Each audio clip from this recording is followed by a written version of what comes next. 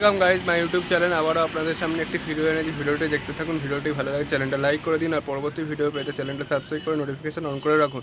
যারা আগের ভিডিওগুলো দেখেননি তারা আগের ভিডিওগুলো দেখবেন। আর আমার চ্যানেলে আজকে আমি যে পায়রাদের দুরবস্থা হয়েছে কালকে রাত্রে, সেই দুরবস্থার কথা তুলে ধরছি। আমার পায়রার লফট পুরো অবস্থা খারাপ। পায়রার লফটের ছাউনি ঠাউনি সব উড়ে গেছে কালকে রাত্রে ভয়ঙ্কর কালবৈশাখী ঝড়ে। আমাদের এখানে প্রচুর পরিমাণে কালবৈশাখী ঝড়, তার সাথে প্রচুর বৃষ্টি হয়েছে। এই বৃষ্টিতে পায়রাদের অবস্থা নাজেহাল অবস্থা। চলুন পায়রাদের ঘরটা এবার দেখা যাক। ফার্স্টেই আমার ফ্লাইং লফট দেখুন পুরো ফাঁকা করে ফেলেছি। কালকে রাত্রে বাচ্চা পায়রা বড় পায়রা সব সরিয়ে নিয়েছি, কারণ এই বৃষ্টিতে পায়রাদের ঠান্ডা লেগে যেতে পারে, তাই পায়রাদের সরিয়ে নিয়েছি। আগে ছোটো খাঁচা করে নিচে নিয়ে গেছি আমাদের ঘরের মধ্যে। দেখুন পুরো পায়রা ঘর ফাঁকা, সব খাঁচা ফাঁচা উল্টে গেছিলো। পায়রাদের নাজেহাল অবস্থা হয়েছে কালকে রাত্রে। আর আমাদের মুরগিগুলোকে আমি এখানেই রেখেছিলাম, মুরগিগুলো এখানে ভালো করে ঢেকে দিয়েছিলাম। আমাদের এই পায়রা বাচ্চাটাকে আমি সরিয়ে নিয়েছিলাম, পায়রাগুলো খালি ডিম নিয়ে বসেছিল। এই তুমুল বৃষ্টি হচ্ছে আমাদের এখানে। এই বৃষ্টির মধ্যে যে এই পায়রাগুলো সুস্থ আছে এটাই অনেক। এই খাঁচার সব পায়রা নিচে নিয়ে গেছি, সব পরবর্তী সময় এদেরকে তুলে ধরছি আপনাদের সামনে।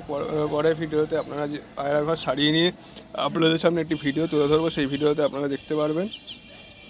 দেখুন আমাদের এখানে পুরো ছাউনি ফাউনি সব উড়ে গেছে। দেখুন পুরো ছাউনি উড়ে গেছে, পায়রা তিরপল ফিরপল সব উড়ে চলে গেছে। পায়রা ঘরের ওপরে কোনো ছাউনিই নেই আর।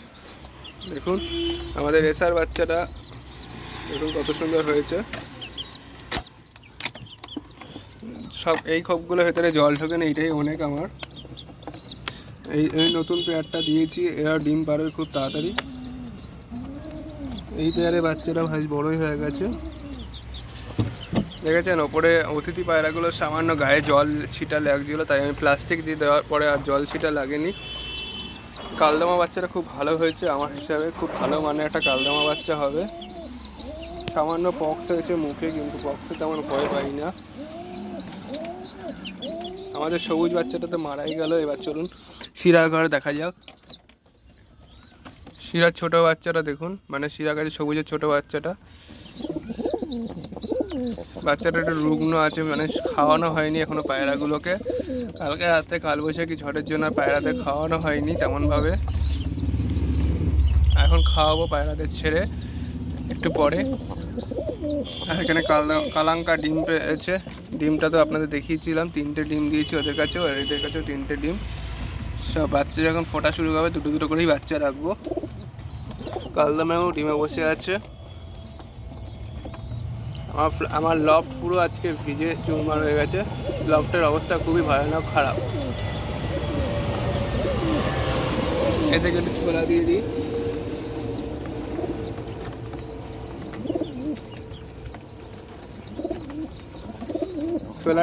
ছোলার ড্রামের মধ্যে জল ঢুকে যাতে সব ছোলা নষ্ট হয়ে গেছে, মানে ছোলা সব ভিজে গেছে।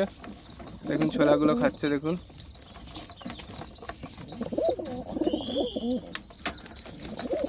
চলুন জিরার ঘরটা দেখা যাক। আমার লফটের খুবই শোচনীয় অবস্থা আজকে। দেখুন